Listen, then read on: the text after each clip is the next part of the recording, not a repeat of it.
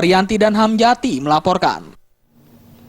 Sekretaris Jenderal Sekjen DPP PDI Perjuangan Hasto Kristianto mengatakan politik kedaulatan pangan dan pemenuhan gizi saat ini menjadi komitmen dari Partai Demokrasi Indonesia Perjuangan atau PDIP untuk diaplikasikan sebagai kebijakan baik di pemerintah pusat maupun di daerah. Menurut Hasto, hal ini sejalan dengan amanat Presiden Soekarno pada tahun 1960 yaitu untuk mencapai kesejahteraan masyarakat.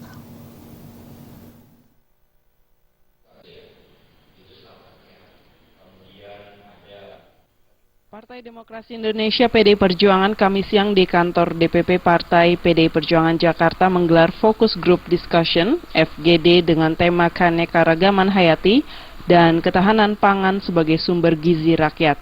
Kegiatan ini digelar dalam rangka peringatan Hari Gizi pada bulan Februari dan Hari Perempuan Sedunia pada Maret 2016. Dalam diskusi ini turut menghadirkan pakar gizi dan pejabat terkait dari Kementerian Kesehatan.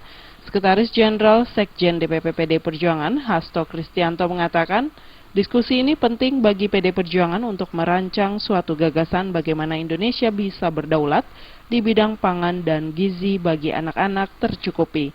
Hasto menjelaskan politik tak hanya sekedar soal pemerintahan, namun juga harus fokus bagaimana menyiapkan masa depan anak-anak bangsa.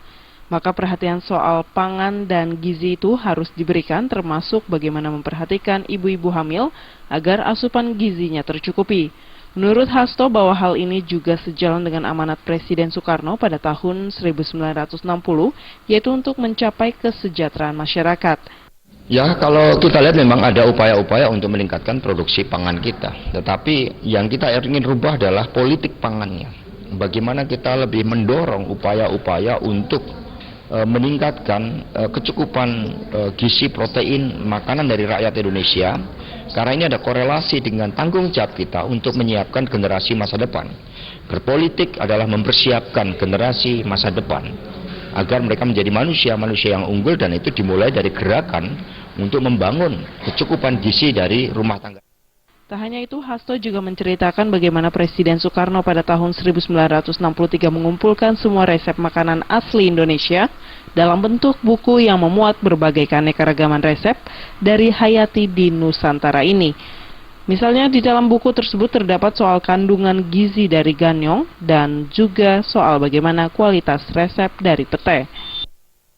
Dari Jakarta, Feby Arianti dan